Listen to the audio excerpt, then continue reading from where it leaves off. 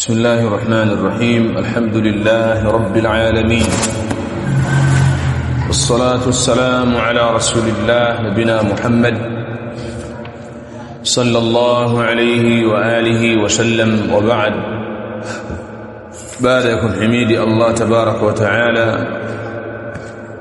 نكم تكيا سانا سلام أسوة الأنام محمد بن عبد الله صلوات الله وسلامه عليه. Leo hii tunaendelea na darasa zetu min durusi muhimma linnisaa, ambapo leo hii tutasoma ad-darsu ath-thalith wal-40, somo la 43. يقول الشيخ رشيد بن محمود بن عجة الشافعي حفظه الله تعالى: يجوز للمرأة، inajuzu kwa mwanamke, inafaa kwa mwanamke, an tatasaddaqa min mali zawjiha, kutoa sadaqa kutokana na mali ya mume wake, bil ma'rufi, kwa wema. Ai ana maana ya bishay'il yasir, kwa kitu kidogo, alladhi la yadhurru, ambacho hakidhuru hiyo mali ya mume wake, walau biduni idhnihi, hata kama pasna kupatikana nini, idhini yake. Yajuzu lilmar'ati, inafaa kwa mwanamke wa Kiislamu, an tatasaddaqa min mali zawjiha, kutoa sadaqa. zimatan an tatasaddaqa min mali zawjiha, kutoa sadaqa kutokana na mali ya mume wake, bil ma'rufi, kwa wema. Ay bishay'il yasir, kwa wema maana yake kwa kitu kidogo, alladhi, ambacho la yadhur, hakidhuru mali ya mume wake, walau biduni idhnihi, hata kama pasina kupatikana idhini yake. Wadah. Kwa hiyo hapa muallif hafidhahu Allah ta'ala katika darasa hii ya 43 anakusudia kumfundisha mwanamke wa Kiislamu namna ambavyo anaweza kuzitumia mali za mume wake. Amemtajia hapa moja kati ya matumizi ya mali za mume wake.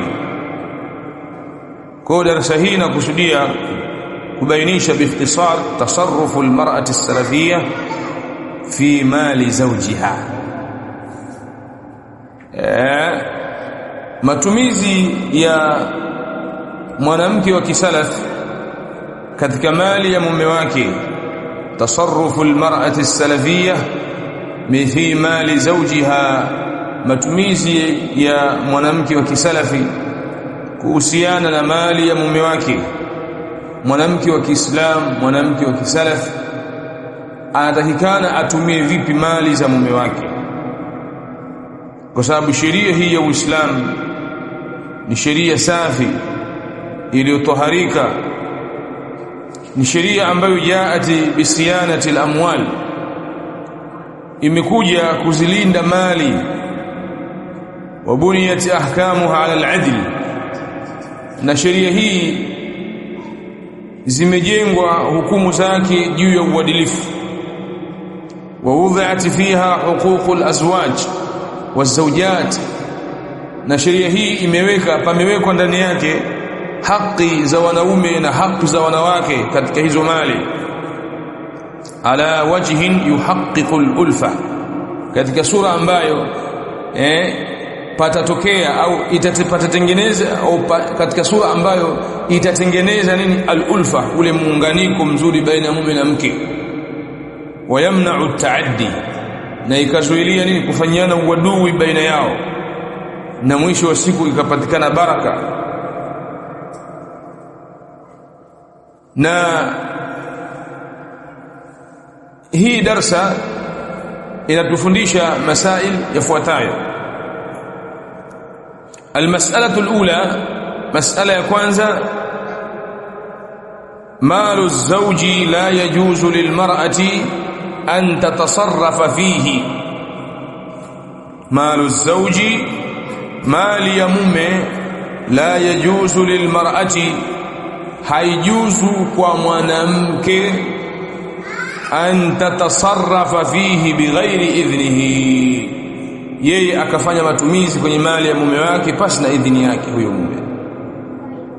Hiyo ni darasa ya kwanza na somo la kwanza ambalo tutajifundisha kutokana na maelezo ya darasa yetu. Kwa hiyo mwanamke wa kisalafi la tatasarrafu fi mali zawjiha illa biidhni, hafanyi matumizi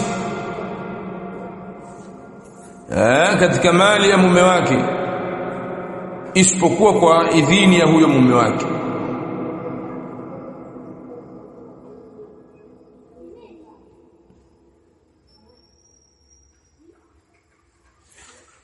hiyo ni masala ya kwanza. Almar'atu as-salafiyya la tatasarraf min mali zawjiha illa biidhnihi, mwanamke wa kisalafi hasa ni yule ambaye hafanyi matumizi katika mali ya mume wake isipokuwa kwa idhini yake.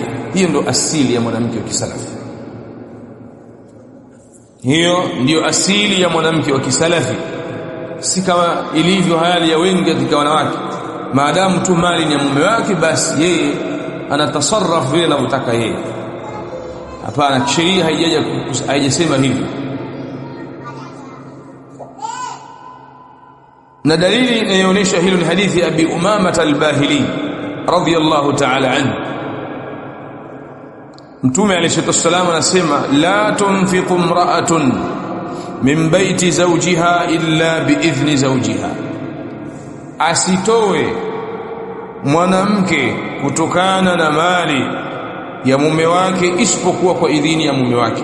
Kwa hiyo nitakutoa sadaka, nitakumsaidia maskini, nitakumsaidia fakiri, nitakumsaidia jirani, na mtu yeyote atakayekuwa min mali zawjik, kutokana na mali ya mume wako usifanye hicho kitu illa kwa idhini yake. Qila ya Rasulullah, aliposema maneno haya mtume wa Allah pakasema, ewe mtume wa Allah, wala ta'am, wala chakula? Qala dhaka afdalu amwalina, akasema hicho chakula ndio bora ya mali zetu. Kwa hiyo hata hiyo chakula pia usitoe illa kwa idhini ya mume wako. Sahahu al-Albani, hadithi ya Sheikh al-Albani rahimahullah.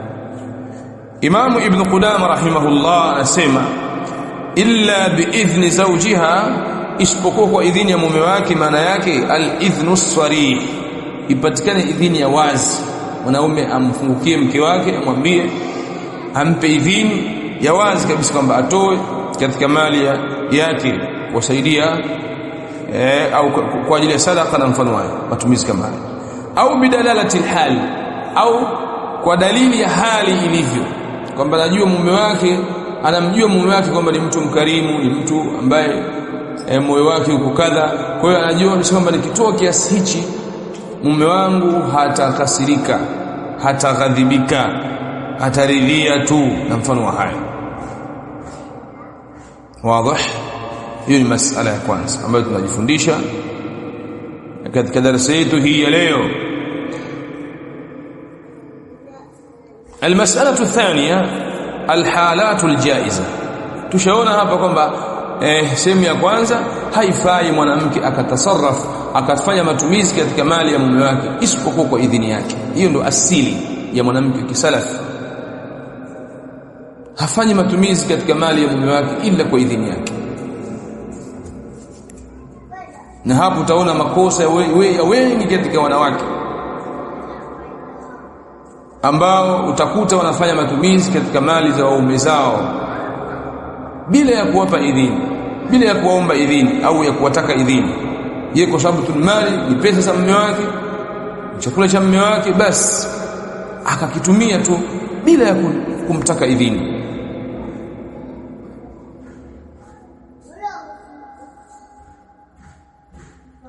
Anakuja kumwambia tayari wakati ashatumia tayari, ashafanya matumizi tayari.